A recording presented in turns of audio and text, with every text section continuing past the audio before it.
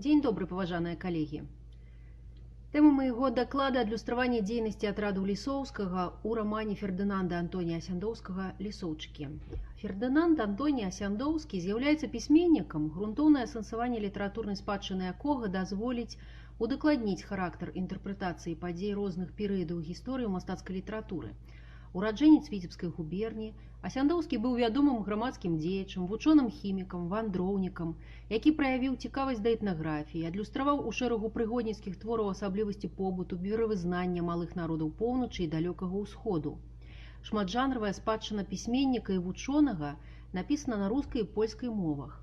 Асаблівай увагі заслугоўвае шэраг гістарычных твораў Асяндоўскага, якія ўзнаўляюць розныя этапы польскай гісторыі. Раман «Лісоўчыкі» якраз належыць да такіх раманаў. Твор прысвечаны складанаму палітычнаму перыяду так званай маскоўскай смуты. Падзеі пачынаюцца ў 1611 годзе, калі літвінскія і беларускія шляхцічы сабраліся ў Вільні на ваенную нараду. Вакол вялікага канцлера літоўскага Льва Сапегі згуртавалася шляхта з-пад Віцебска і Дынабурга, якую ўзначалі ксаверы Ліс і Ян Гарабурда. Агульнае рашэнне сходу падтрымаць палкоўніка Александра Лісоўскага колькасцю 2000 шабель і далучыцца да яго атрадаў. Александр Юзаф Лісоўскі, гербуеш, паходзіў з вядомага літвінскага шляхецкага роду. Асоба палкоўніка атрымала розныя часам супрацьлеглыя ацэнкі сучаснікаў і нашчадкаў. З аднаго боку, нават непрыяцель паважаў лісоўчыкаў за высокія баявыя якасці, маланкавасць стратэгіі, нечаканасць нападу, неверагодную для таго часу мабільнасць, смеласць і рашучасць у бітвах. З другога, атрады Лісоўскага былі небяспечнымі для мірнага насельніцтва не толькі маскоўскай дзяржавы, але і вялікага княства літоўскага. Аналізуючы ўлёткі 17 стагоддзя, Віталій Мянькоў спыніўся на асобе Лісоўскага, адносна якога зазначыў, што, цытуем, больш легендарнай і адначасова таямнічай асобы цяжка адшукаць нават у першай палове сармацкага, багатага на герояў і авантурыстаў 17 стагоддзя. Канец цытаты. Даследчык падаў сціслае апісанне вайсковых заслуг палкоўніка, падсумаваўшы аповед высновай, цытата.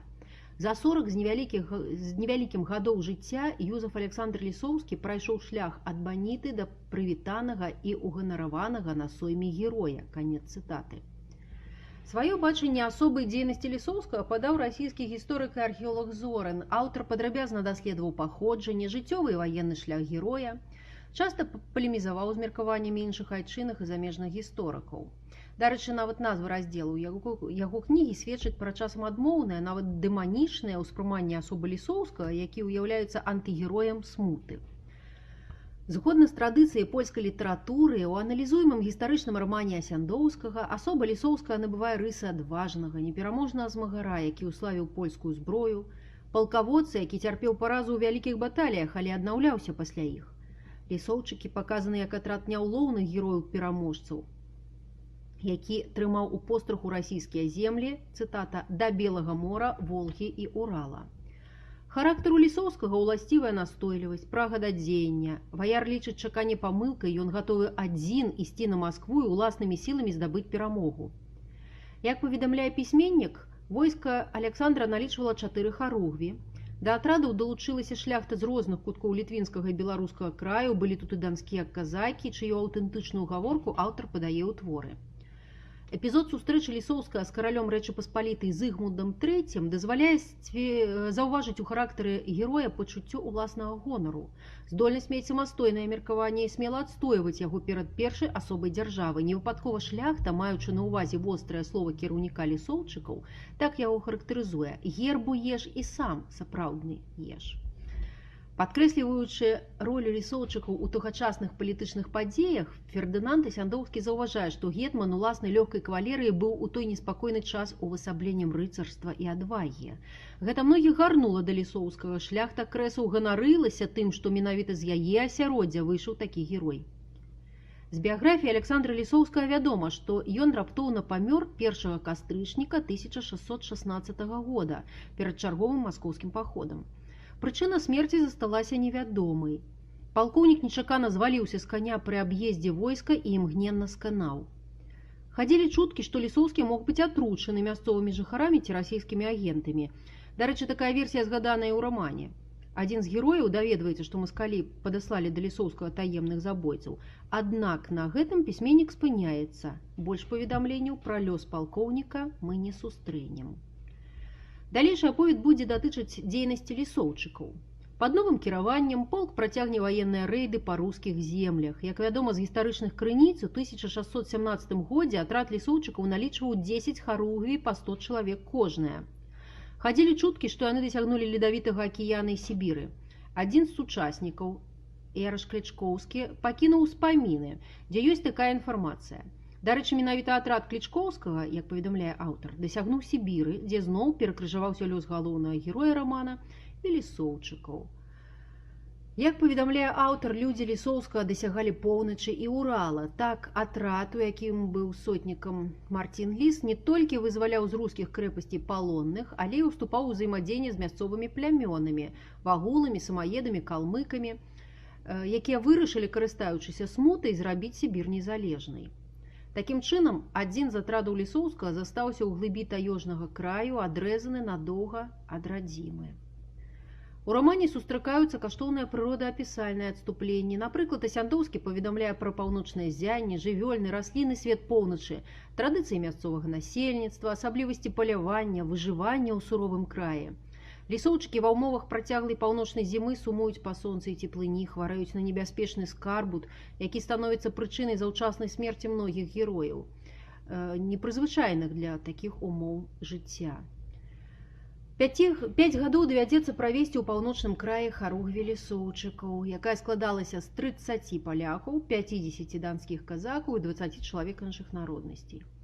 Знаходзячыся на службе ў вядомага сібірскага землеўладальніка Міхала Строганава, лісоўчыкі на чале з Марцінам Лісам ваююць з мясцовымі плямёнамі, здабываюць у іх звесткі пра каштоўныя мінералы. Як паведамляе аўтар, імя Ліса наводзіла страх на мясцовых жыхароў, дзе ён з'яўляўся ўсюды, яго сустракалі з багатымі дарамі, цытата, датыкаліся чолам яго стрэмені, канец цытаты, і паказвалі землі, дзе ёсць золата, каштоўныя камяні, медзь, волава, жалеза. Незлічоныя скарбы сабраў сібірскі прамысловец рукамі і шабляй польскага рыцара. Строганаў параўноўвае палякаў з Ермаком, які лічыцца легендарным героем за сваю перамогу над ханам Кучумам і заваяванне Сібіры для рускай дзяржавы. Тапанімічная прастора, звязаная з дзейнасцю лісоўчыкаў, ахоплівае неабсяжную тэрыторыю ад рэк Кары, Пячоры, Ледавітага акіяна да Каспійскага мора. Прыгоды герояў на чужыне будуць завершаны толькі ў 1619 годзе пасля Дэулінскага перамір'я. Марцін Ліс вернецца на Віцебшчыну да бацькоў, аправіцца ад былых ран і зноў будзе рыхтавацца да вайны, на гэты раз з Асманскай імперыяй. У тэксце рамана часта знаходзім спасылкі аўтара на працы па гісторыі, мемуары сучаснікаў падзей і іншыя дакументальныя крыніцы. Напрыклад, пісьменнік прыгадвае работу Маўрыцыя Дзедушынскага, які пісаў пра дзейнасць лісоўчыкаў, Іосіфа Трацякая, яго гісторыю Хоцімскай вайны і іншыя працы. Асяндоўскі захаваў фактычную дакладнасць падзей, стварыў у рамане атмасферу максімальна набліжаную да рэалій эпохі, з дапамогай розных прыёмаў атрымалася удалай пісьменніцкая спроба рэканструкцыі падзей маскоўскай смуты. Аўтарскаму стылю характэрна рамантызацыя вобразаў галоўных герояў, пісьменніка цікавіць характар чалавека ў экстрэмальных умовах. Яго героі праходзяць праз выпрабаванні, загартоўваючы сілу духа і не губляючы гонару. Дзейнасць лісоўчыкаў атрымала рознабаковыя ацэнкі ў гісторыі, ў літаратуры. Гэта вядома, аднак для Асяндоўскага яны былі героямі, народжанымі складанымі палітычнымі умовамі 17 стагоддзя, лёгкай кавалерыяй з суровай дысцыплінай і высакаякаснымі баявымі характарыстыкамі, кагортай аднадумцаў на чале з таленавітым арганізатарам Лісоўскім, які стаў для палякам сапраўдным сімвалам няўлоўнасці і непераможнасці. Дзякую вам за ўвагу. Падрабязней з матэрыяламі артыкула вы можете азнаёміцца ў зборніку канферэнцыі.